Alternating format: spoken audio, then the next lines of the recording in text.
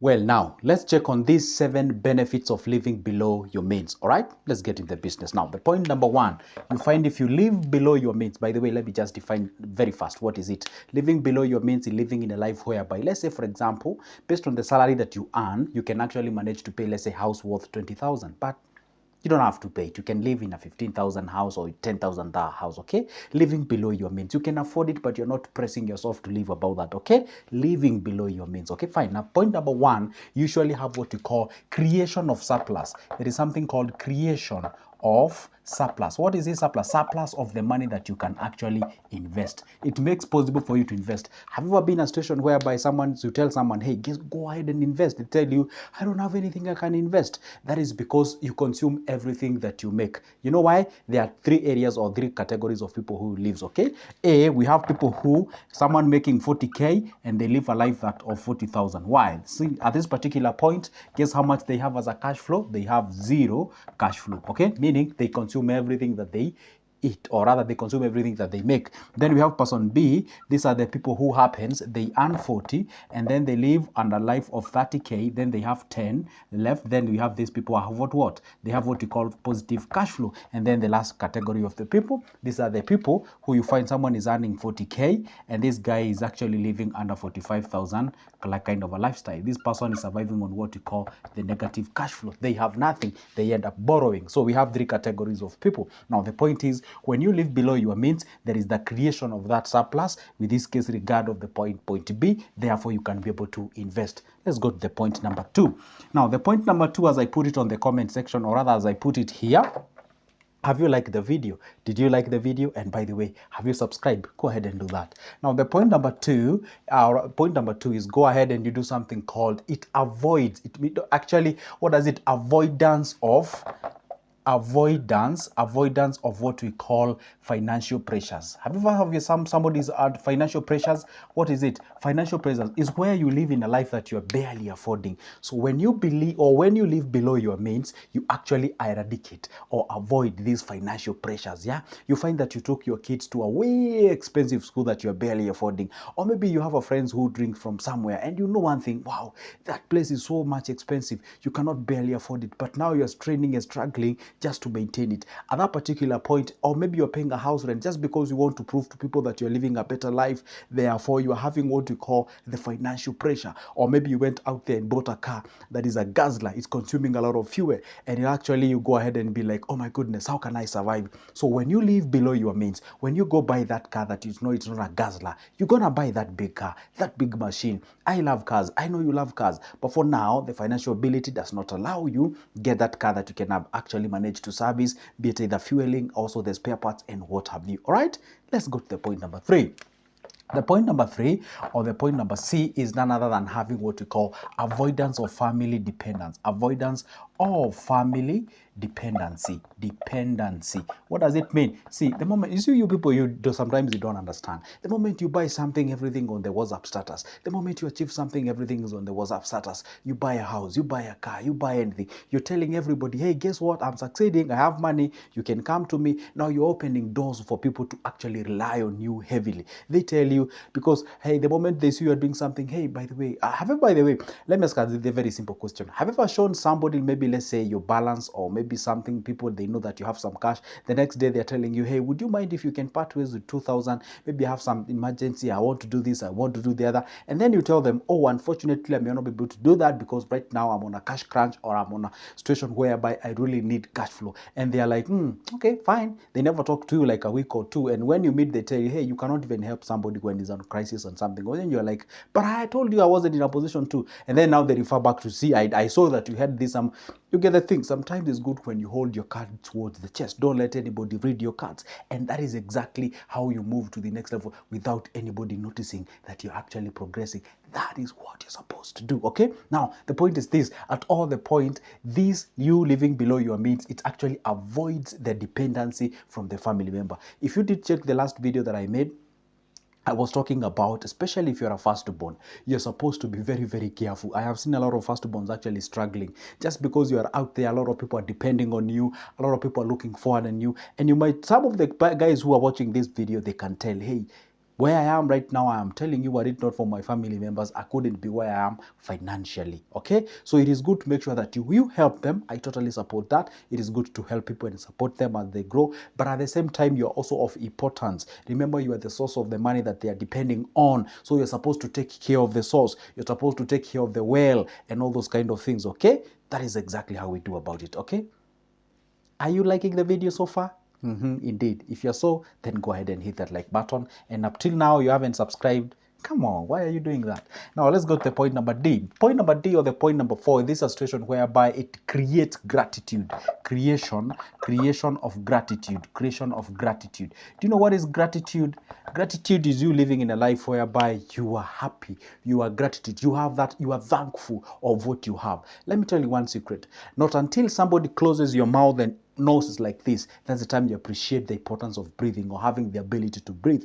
Not until you go to hospitals when you see people are actually sick, that's the time now you appreciate the life. Not until you realize somebody is actually sleeping hungry without having the food, that's the time you appreciate the importance of the food. Not until you realize, hey, guess what, you are affording to pay a house rent, maybe was 10,000, 5,000, that's the time you go to a place whereby they are barely living outside. That's the time you appreciate what you have. So the moment you live below your means, you tend to appreciate your progress. You tend to see the difference. And at that particular point, you actually grow the gratitude deep inside of you. You appreciate life. And I always love to tell people like this, okay?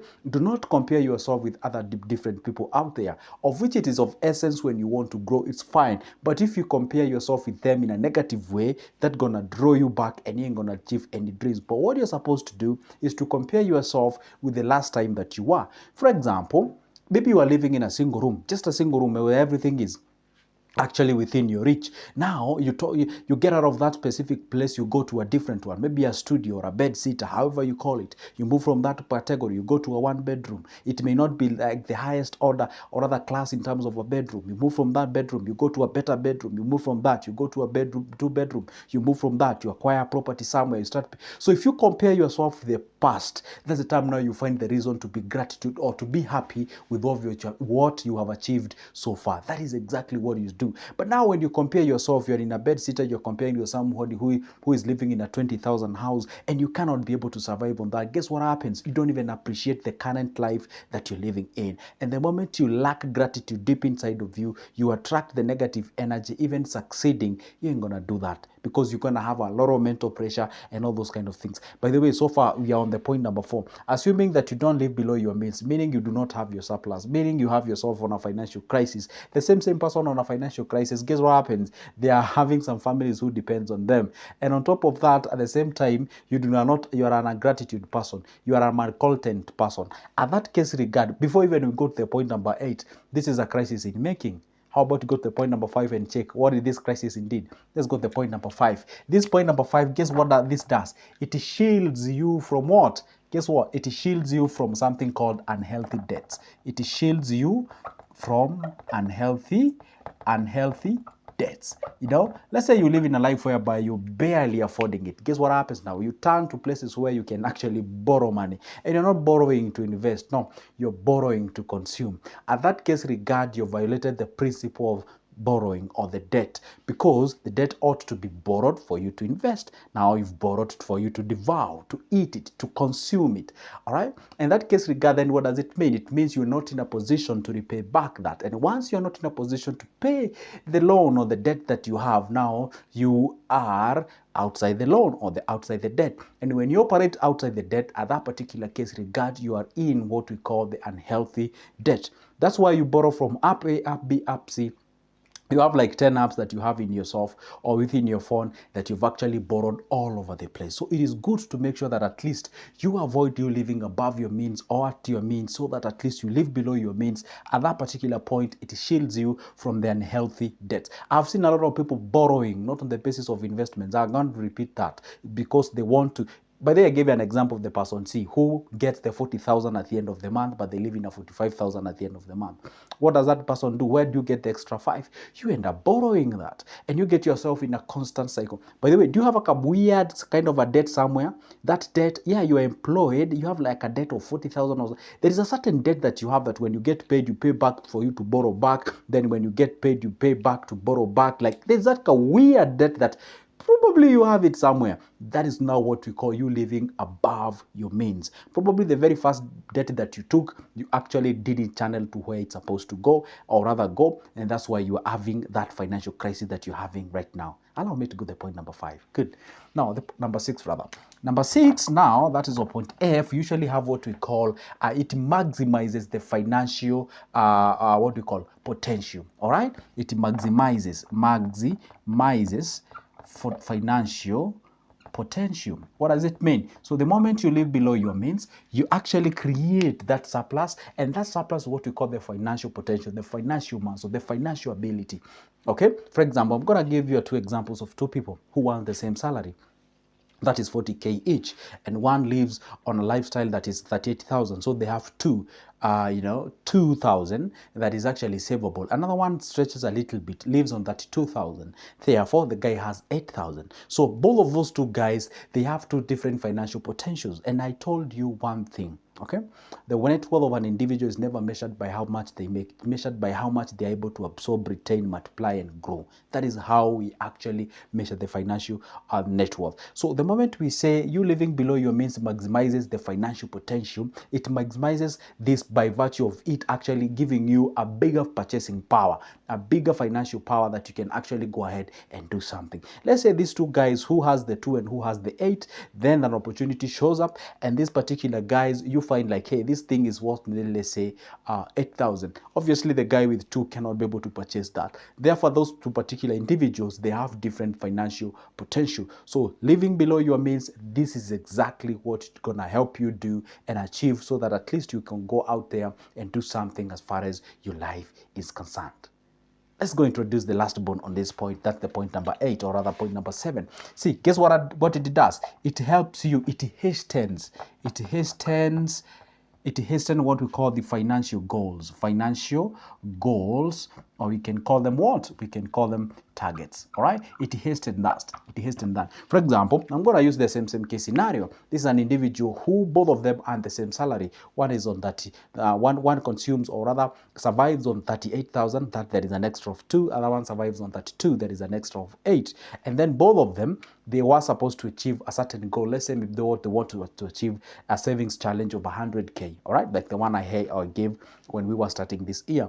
And then those 2 people, what happens? Obviously, the one with 8 gonna achieve that goal faster compared to the other individual who is at 2. The one at 2 needs like 50 months to achieve that. The one at 8 needs like a couple of months to achieve exactly that. So when you actually live below your means to increase your financial potential, then that actually hastens the attainment of what we call the financial target or the financial goal in terms of the investments or a savings, however you wanna look at it from different angles. So the point is this: guess what, guys? I've actually paraded with you 7 points that are actually important the moment you live below your means. And I'm going to leave you believing that, hey, you've grasped something that can be of essence, that can help you to not only save your money, but invest it at the same time, and not only safeguard your cash, but at the same time actually give you a refreshment of mind and also stability of the mind. Because when you are unstable here, even we cannot be able to stabilize our finances out there. Guys, don't forget to leave me alone by not liking this video, but go ahead and like the video. Make sure that you subscribe, comment down below if you got value indeed in this video, and let's grow this house and make it a place where we gather here, share ideas, we grow each other, because I'm a believer, just like an iron sharpens another iron, so do we learn from each other. For now, it's a goodbye. Allow me to say goodbye, but don't forget, if you'd like to have a hold of me, my number is always on the description of this specific video. You get it, grab that number, shoot me a call and an email. We can be able to talk from there. For now, it's a goodbye, and see you in the next one.